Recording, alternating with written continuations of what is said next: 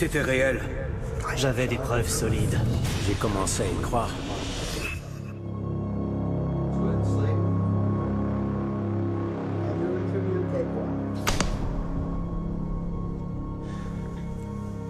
J'ai toujours eu la vie assez facile. Je n'ai pas vraiment connu la souffrance. Alors, ça m'a pris du temps à saisir comment la douleur peut nous affecter. Et on connaît tous des histoires de fantômes. Mais on ne croit pas que ça puisse nous arriver.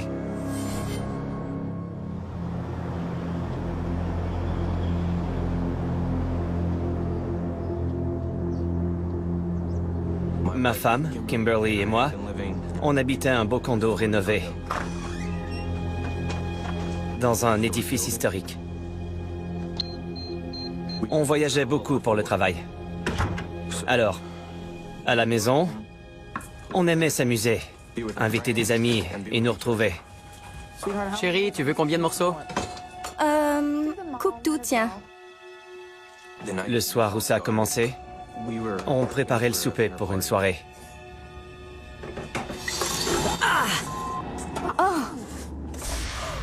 Je me suis coupé la main assez profondément. Oh non! Il y avait du sang partout, sur le comptoir. Il y en avait sur l'évier. Que je suis maladroit. Ok, toi va répondre et moi je nettoie ça. Ça va aller. Bonsoir. La soirée s'est vraiment bien déroulée, considérant la façon dont elle avait commencé.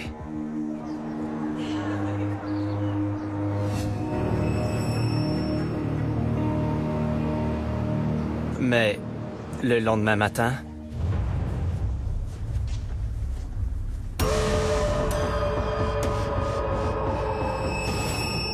je savais qu'on avait nettoyé. Mais il y avait du sang partout dans la cuisine.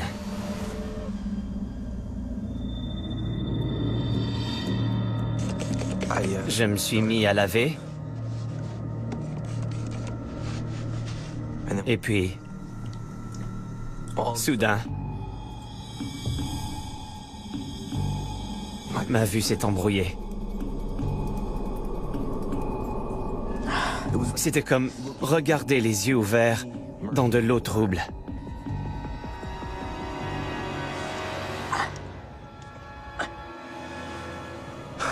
Mais j'ignorais ce qui m'arrivait.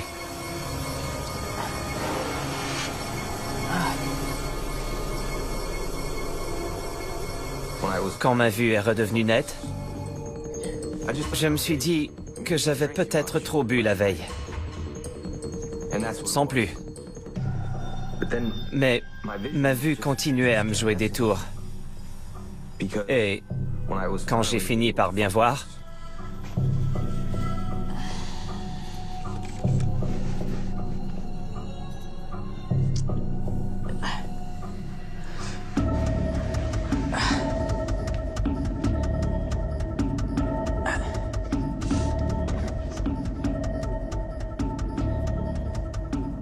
je jure que j'ai vu le couvercle du pot de sucre monter et descendre, en haut, en bas, comme ça, de lui-même. Je n'y touchais pas du tout.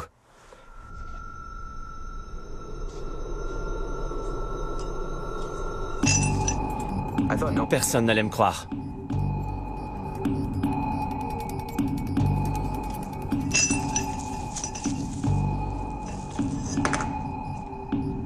Moi-même, j'avais du mal à le croire.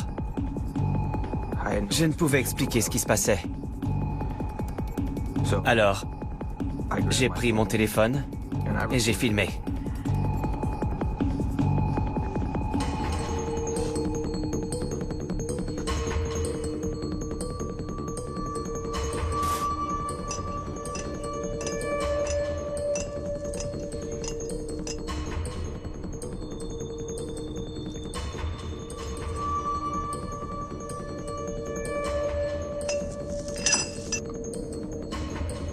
C'est la chose la plus incroyable que j'ai jamais vue.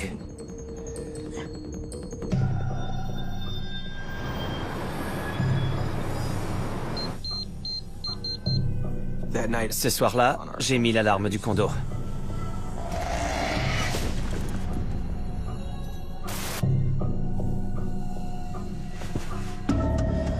J'ai montré la vidéo à Kim.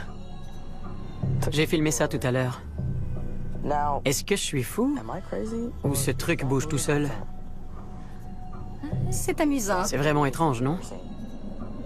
Non, c'est divertissant. Divertissant? Que veux-tu dire? C'est un peu effrayant. Ça fait peur, non? On dirait que c'est pas vrai. Mais, Kim, dis-moi pourquoi j'inventerais un truc pareil. Je sais pas. Ça bougeait tout seul, d'accord? Ça ne te fait même pas un peu peur? Je sais pas, t'aurais pu prendre ça sur Internet.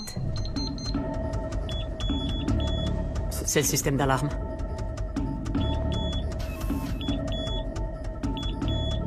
Quand les caméras détectent du mouvement, elles se mettent à filmer et nous envoient une alerte.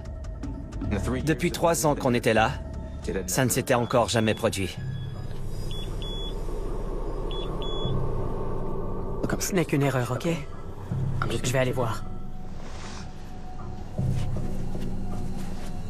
Sois prudent.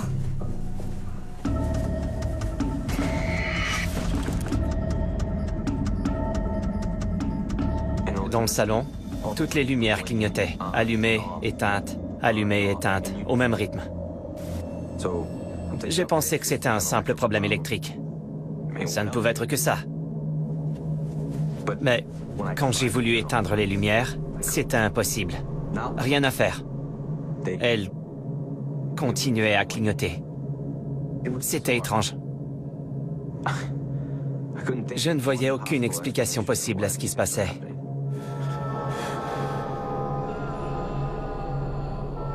Puis, j'ai entendu un son étrange et lointain. Le son devenait plus fort. C'était comme une plainte. Celle d'une personne qui a mal. J'avais l'impression que ça venait de partout autour de moi.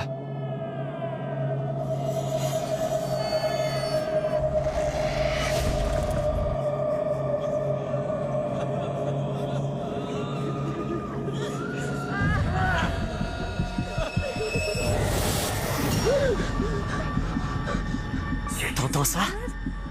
Non, ça va. Andrew. C'est tellement fort. Elle n'avait rien entendu. Je te jure, c'était comme... T'as rien entendu? Je paniquais. Je me disais... Tout ça... C'est dans ma tête? Je suis fou. Je te jure que quelqu'un criait. J'ai rien entendu. Viens te coucher. D'accord. Viens. Tout va bien.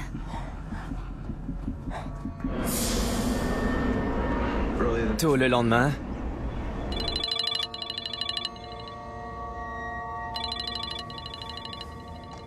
J'ai voulu prendre mon téléphone.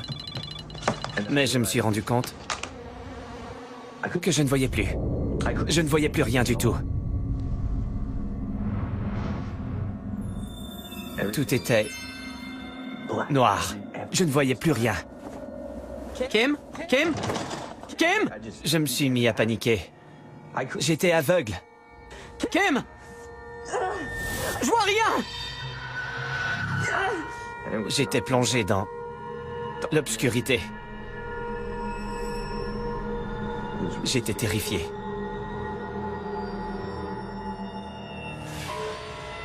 Puis, du fond de l'obscurité, Non! j'ai vu quelque chose d'horrible.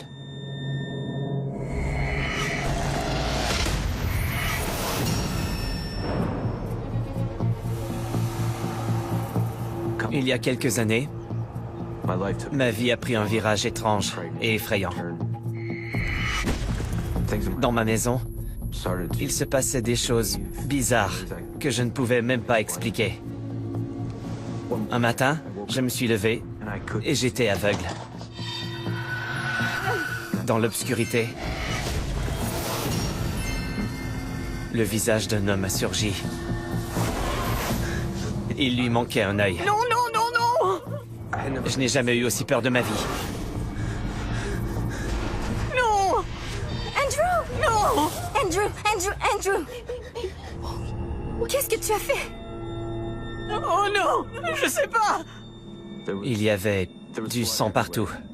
J'ai probablement dû arracher le bandage que j'avais à la main. Kim, il y avait quelqu'un ici. Écoute-moi. Je ne sais pas ce qui t'arrive, mais tu dois consulter un médecin. D'accord. Oui, oui. Le saignement ne s'arrêtait pas. Ce matin-là, je suis allé aux urgences. Ils m'ont recousu. Mais je voyais encore flou. Regardez ici. J'ai aussi vu mon ophtalmologiste. Suivez la lumière. Je lui ai raconté ce qui m'arrivait. Je ne voyais rien. C'était comme si j'avais été aveugle. Pour moi, tout va bien. Mais en remplissant mon dossier, il a remarqué mon adresse. Vous habitez l'édifice Bayview. Oui. C'est moi qui devrais habiter là. Il m'a raconté que mon immeuble était anciennement l'hôpital pour aveugles du comté de Suffolk au 19e siècle. Il était réputé. Vraiment? Ce fut le premier du genre. D'ailleurs, j'ai ici un livre à ce sujet. Il m'a montré des photos dans un vieux livre. J'étais renversé. C'est mon immeuble. Il semblerait que la cuisine et le salon de mon condo actuel étaient où se trouvaient les salles d'opération. Les chambres étaient les salles de repos pour les patients. Mais le plus troublant, c'était les photos des patients. Ces patients avaient l'air d'avoir beaucoup souffert. C'était atroce.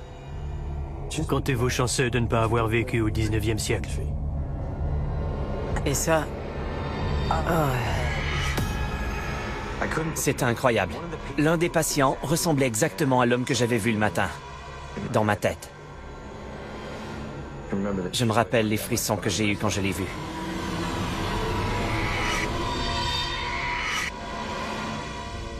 Ça existait. C'était réel. Et je n'étais pas fou.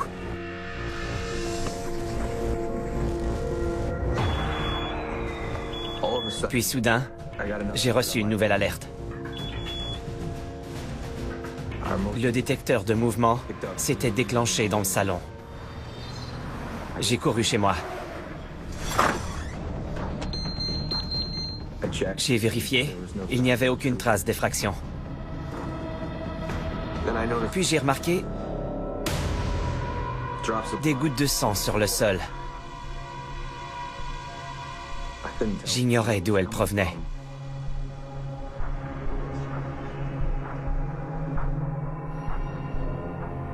J'ai suivi les traces de sang jusqu'à la cuisine. Il y en avait partout. Soudain, je me suis remis à avoir des problèmes de vue.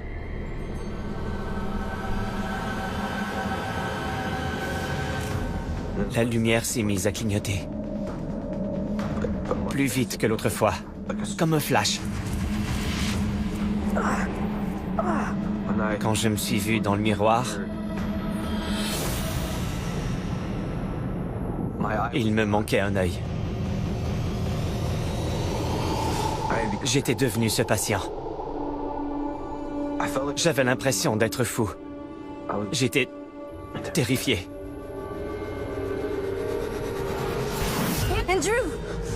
Andrew, que fais-tu? Il y avait quelque chose dans le miroir, j'en suis sûr. Ça va. C'est bon, je te crois. D'accord? Kim aussi avait reçu l'alerte. Je l'ai regardée et elle tremblait. As-tu vu la vidéo? Kim m'a montré ce que les caméras avaient filmé. C'était un homme.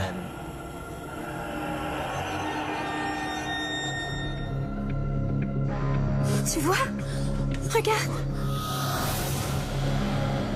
C'est là que j'ai su qu'il y avait une entité chez nous.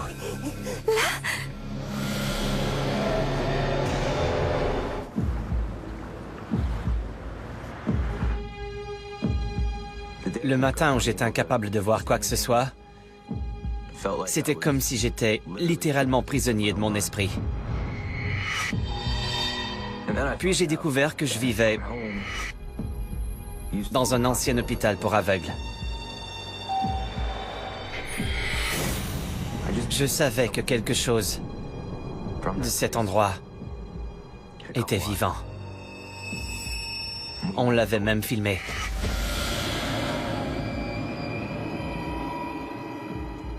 Ce genre de choses vous fait tout remettre en question.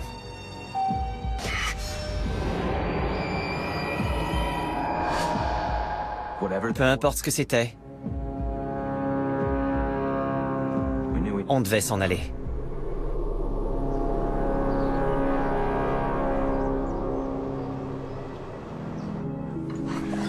J'espérais qu'on aurait la paix, le temps de tout emballer. Ça n'a pas été le cas.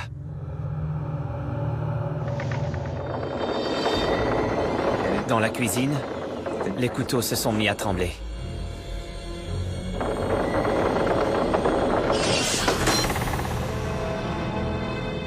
Les couteaux visaient ma tête.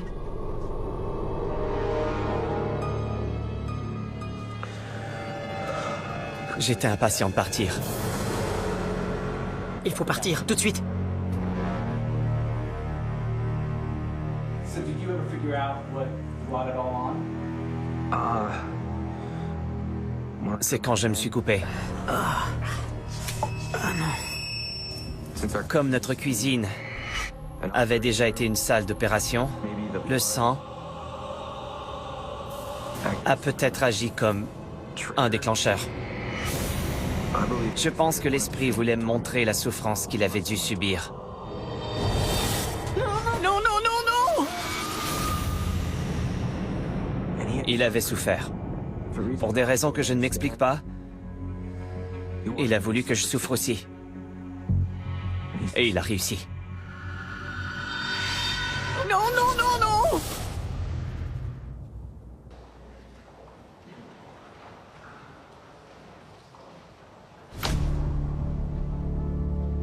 Au séminaire, les vieux prêtres m'ont raconté le récit de leur lutte avec le mal incarné. J'avais du mal à y croire jusqu'à ce que je plonge mon regard dans celui du démon.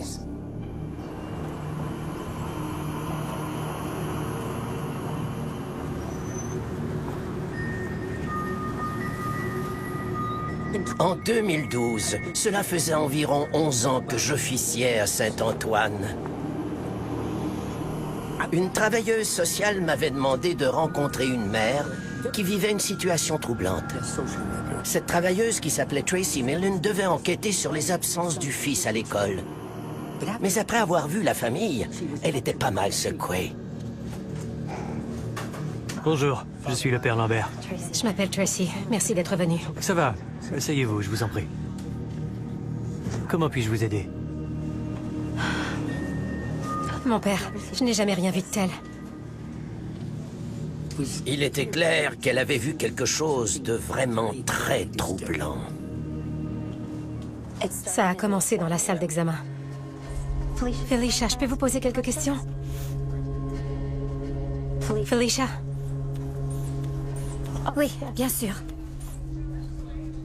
Son comportement a-t-il changé? Il va bien la plupart du temps. Et pour le reste?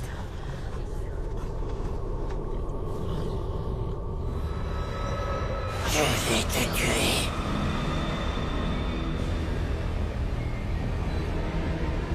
Puis, le frère aîné s'est mis à marcher à l'envers sur le mur.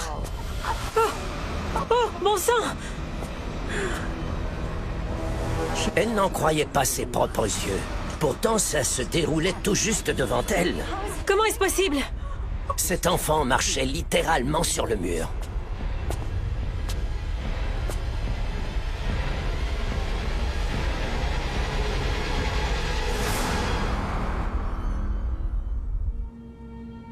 Madame Millen m'a dit qu'elle ne croyait pas à ce genre de manifestation surnaturelle.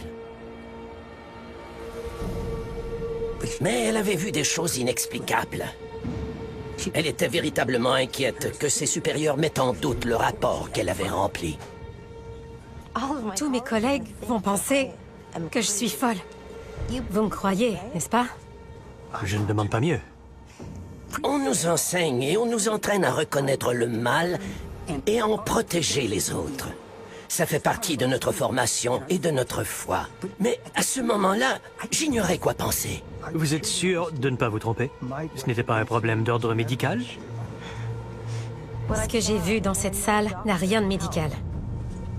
Ce qui arrive à ces garçons, c'est quelque chose de diabolique. Je crois que pour s'en sortir, cette famille a besoin de vous. Je sentais que je devais intervenir, mais je ne savais pas trop comment. La mère et ses deux fils avaient récemment loué une belle maison dans un coin tranquille de la rue State. Mais la mère était terrifiée par quelque chose dans la maison, par une sorte d'esprit maléfique. Conseiller la mère m'a semblé un bon point de départ.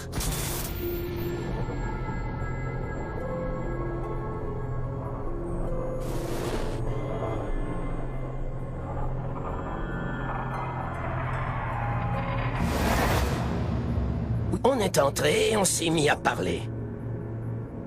Ma première impression fut que Felicia n'avait vraiment pas envie d'être là. Pouvez-vous me dire ce qui s'est passé quand vous avez emménagé? Ce que vous avez vécu? Au début, tout allait bien. Ensuite, la nuit, je me suis mise à entendre des bruits qui provenaient du sous-sol. Parfois, en bas, elle voyait furtivement ce qu'elle décrivait comme deux yeux rouges brillants.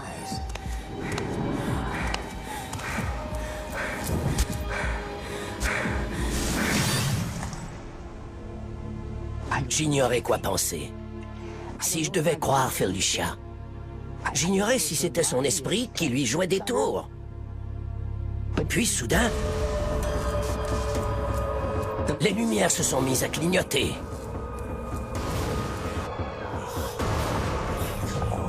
Et on a entendu une sorte de voix étrange qui venait d'en bas, au sous-sol.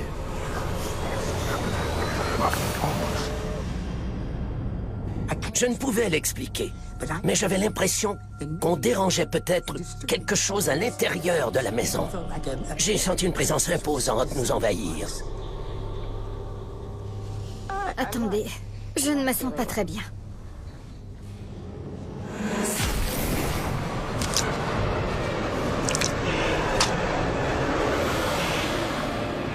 Felicia n'était plus là.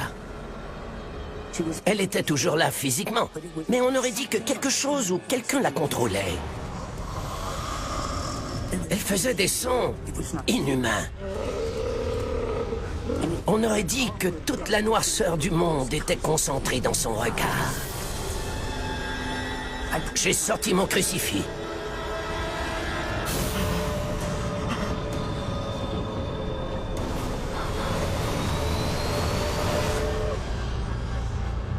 Puis d'un coup, peu importe ce qui était là, a disparu. Je n'avais jamais assisté à un cas de possession auparavant. Mais ce que j'avais vu me portait à croire qu'elle était possédée par un démon.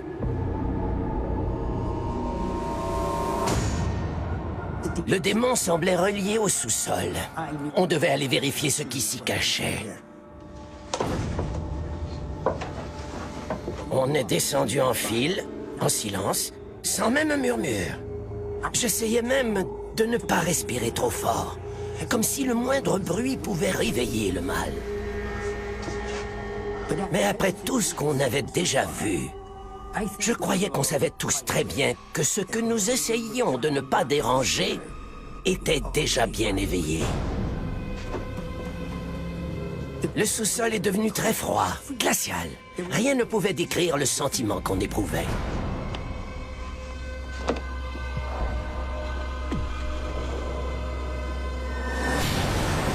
Bon sang!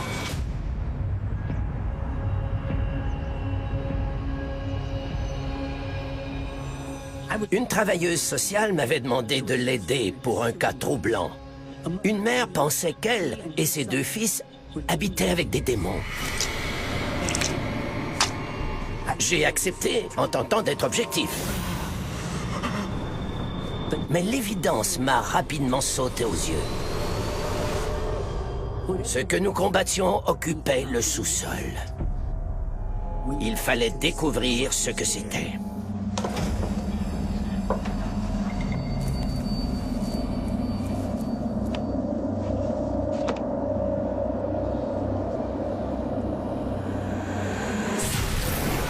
Bon sang! L'aviez-vous vu? Quoi? Je crois que je l'ai pris en photo.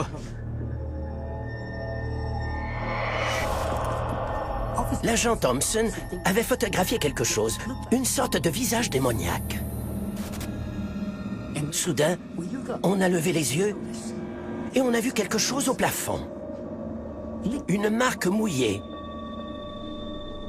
Du liquide s'égouttait. Mon père, regardez! Ah! Non! Mon doigt! Le symbole de la croix est sacré. Il soigne et sauve.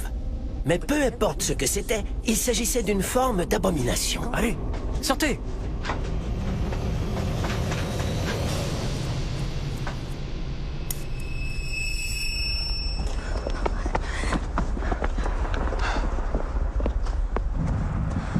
Alors qu'on s'enfuyait, l'agent Thompson a aperçu quelque chose à l'intérieur de la maison. Il l'a pris en photo.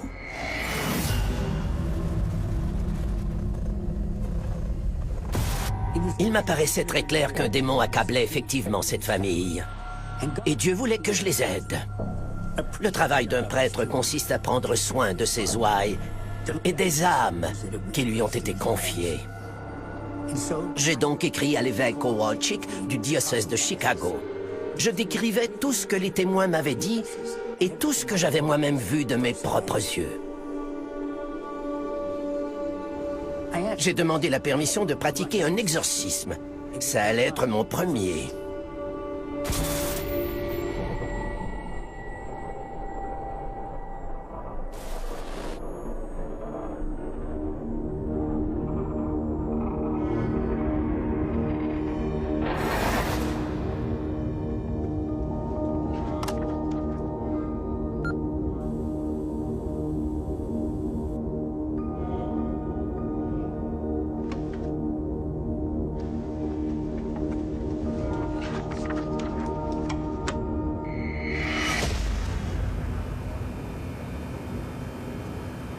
Au nom de notre Seigneur Jésus-Christ, je te chasse, Belzébuth, Seigneur des mouches. Démon, tu dois t'en aller. Soudain, j'ai senti sa présence s'amplifier. Va-t'en! Détourne-toi de nous, qui que tu sois. Esprit impur et toutes les forces sataniques.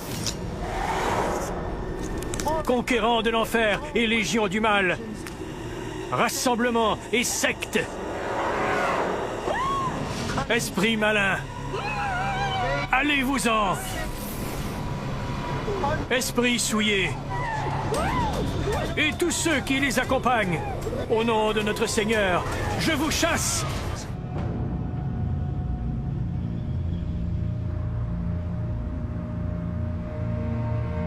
Mon premier exorcisme a eu lieu chez Felicia Washington. Elle était prête à tout pour épargner ses enfants et elle-même d'autres souffrances.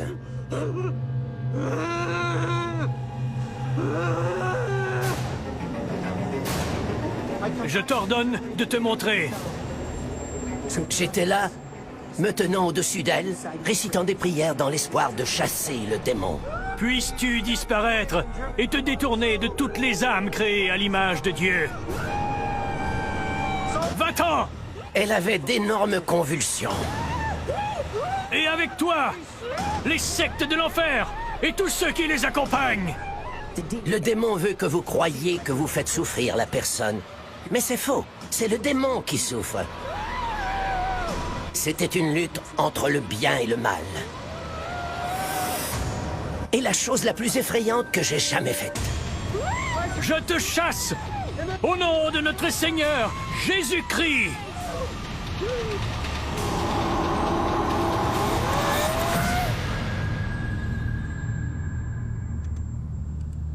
D'un seul coup, Felicia s'est calmée.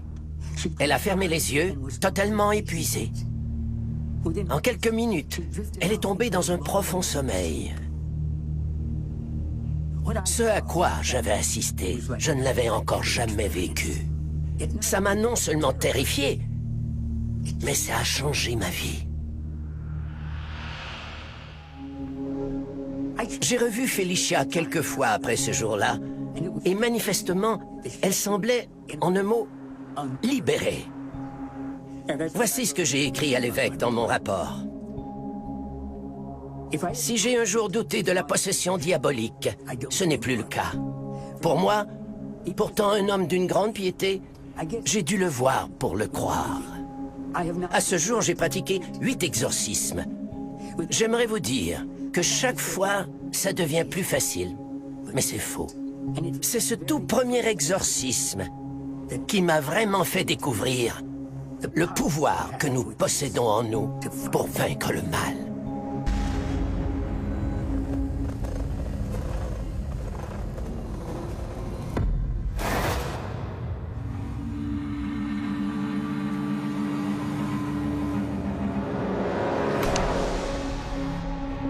L'entraînement d'un policier vous prépare à toute éventualité.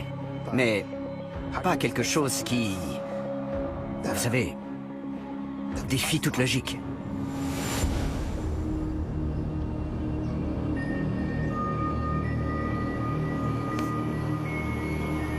À mes débuts, j'ai commencé pas loin de Flagstaff, dans un petit poste entouré de kilomètres de collines et le désert de tous côtés. C'était à l'automne 2014. J'étais seul et je travaillais sur le quart de nuit de 18h à 6h. Il n'y avait personne en détention ce soir-là. Donc, tout était calme jusqu'à environ minuit. J'ai entendu une sorte de son métallique fort.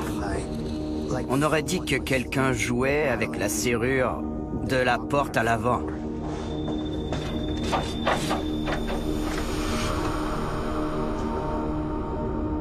Mais j'ai vérifié et il n'y avait personne. Je suis allé dans le couloir. Mais je n'ai rien vu. Il n'y avait personne. Ensuite, je suis allé voir la zone de transfert des prisonniers à l'arrière. Tout était verrouillé, comme d'habitude.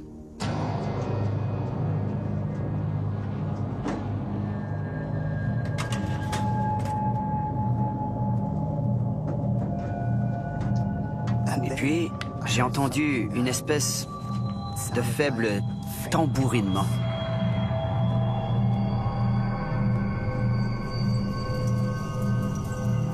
Mais je savais que c'était impossible.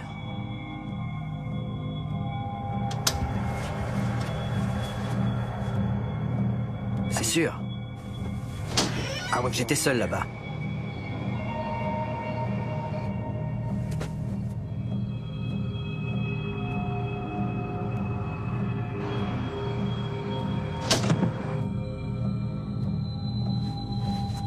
Pourtant, je l'entendais.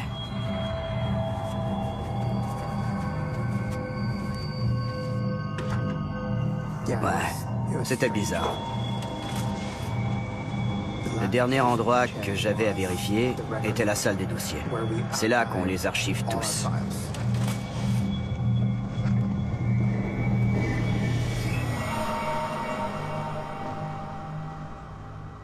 Tout semblait en ordre là aussi. Je me suis dit que je devais être fatigué. Si on ne dort pas assez le jour, ça peut altérer notre perception durant la nuit.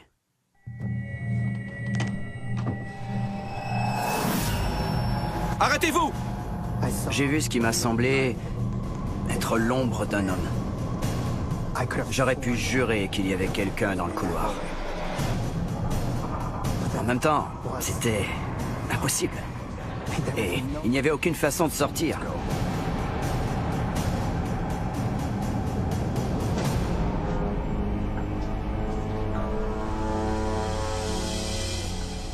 À ce moment-là, je ne savais pas vraiment ce qui se passait.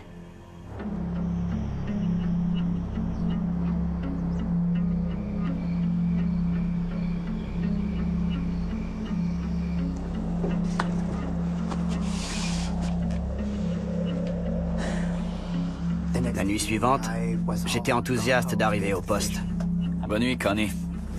Courage.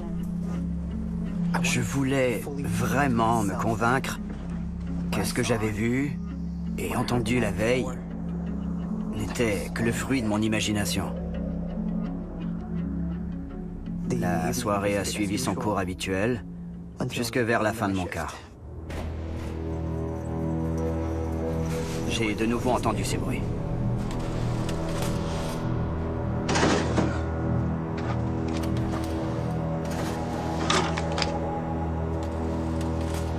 Sauf que cette fois, ça provenait clairement de la salle des dossiers. J'avais peur, mais j'ai ouvert la porte. Il n'y avait personne. Mais la pièce était sans dessus-dessous. Tout était renversé. J'étais sûr que quelqu'un était dans le poste de police. Mais je n'ai rien trouvé. Et je n'ai vu personne. J'ai fini à 6 heures du matin, mais j'ai attendu l'arrivée de l'agent Connie Woods. Elle était responsable des dossiers, et elle avait été la dernière du quart de jour à partir.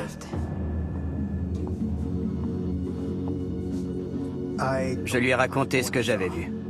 C'était le désordre. Il y avait des dossiers de cas et des dossiers personnels partout. Qu'est-ce que tu veux dire? Si elle n'était pas au courant, qui l'était? Donne-moi un instant. On avait des caméras de surveillance dans tout l'établissement. Si quelqu'un était entré, c'était sur vidéo.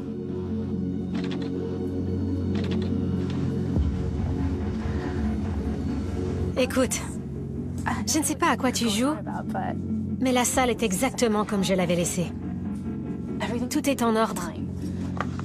C'était complètement fou. Je suis sûr de ce que j'ai vu.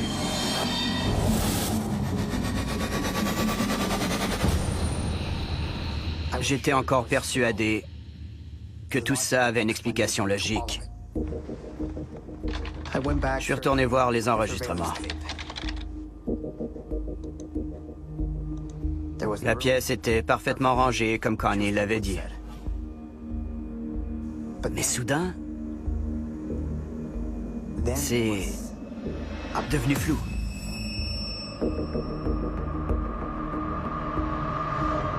Avec de la neige. C'était comme si je voyais quelque chose pendant à peine une seconde. Puis, quand l'image est revenue, la salle des dossiers avait été remise en ordre. D'abord, je me suis dit que quelqu'un était entré et avait trafiqué la caméra pour effacer toute trace. Donc, j'ai regardé tous les enregistrements. Je n'ai rien trouvé jusqu'à ce que je visionne celui de la zone de transfert des prisonniers. Je suis encore incapable d'expliquer exactement ce qu'on voit là-dessus. Mais je vous garantis qu'il y avait quelqu'un dans cet espace verrouillé. Et peu importe qui c'était, il est passé à travers une grille en métal. Comme s'il n'y avait rien.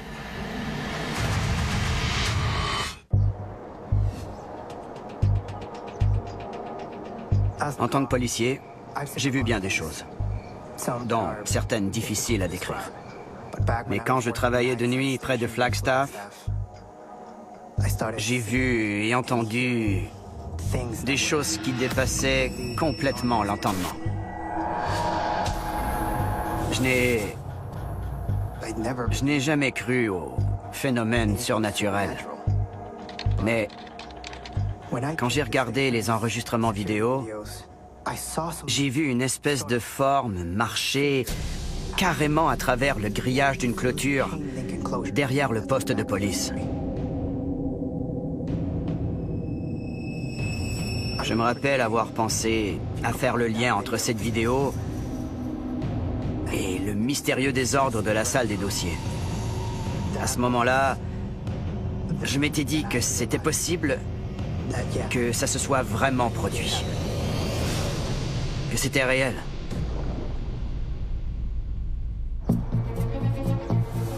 Je devais en parler à quelqu'un. Je sentais qu'il y avait une personne à qui je pouvais me confier. T'as une sale mine. L'agent Greg Sullivan était un peu mon mentor. Il m'avait eu l'emploi au poste. J'avais toujours eu confiance en lui. J'ai l'impression de devenir fou. Je lui ai raconté ce qui s'était passé, que j'avais vu et entendu des choses inexplicables. J'ai vu une ombre dans le couloir, comme s'il y avait quelqu'un. L'agent Sullivan m'a parlé d'un autre policier qui avait travaillé une nuit. Il s'appelait Davis. J'ai compris que lui aussi avait vécu pas mal de choses semblables. Mais il m'a averti que ce policier était allé trop loin. Tu n'as rien voulu lâcher. Ils l'ont renvoyé. Je voulais que l'agent Sullivan voie la vidéo.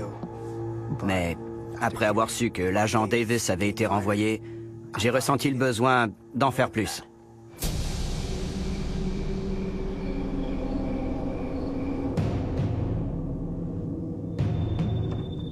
Cette nuit-là, j'ai cherché les notes de l'agent Davis. Je ne savais pas trop où regarder. Mais je l'ai découvert assez rapidement.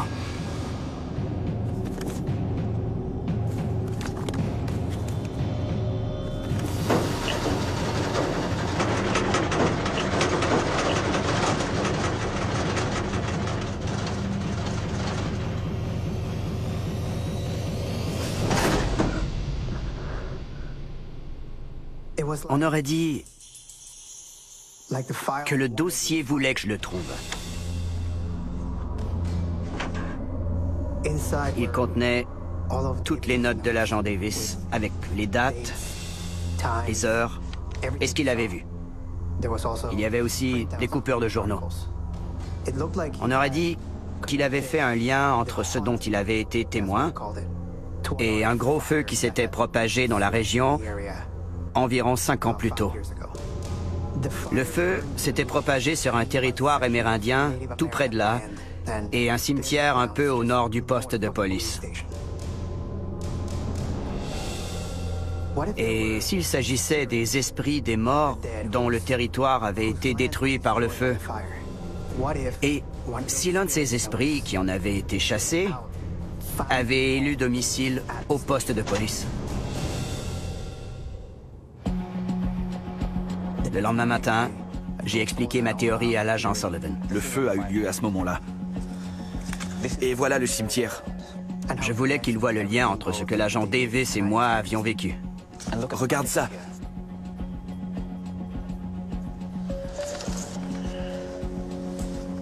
Comment expliquer que 2 policiers signalent la même chose à des années d'intervalle? Ok, c'est un peu étrange, mais ça ne suffit pas pour aller de l'avant. Il faut du concret, une preuve. Tu veux une preuve? Alors, je lui ai montré la vidéo. Regarde.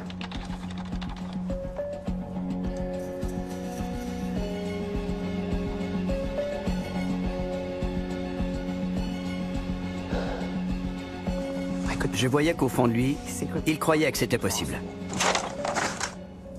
Mais même avec tout ça, on a décidé qu'il valait mieux ne rien dire à personne au département. Je crois qu'il s'est servi de ses contacts, car quelques semaines après, j'ai été assigné au quart de jour. Par la suite, je n'ai plus jamais entendu parler de cette histoire. En tant que policier, on doit suivre son instinct. Mais bon. Je n'avais peut-être pas trouvé la réponse logique dont j'avais besoin. Mais je sais maintenant que cette réponse était la seule possible.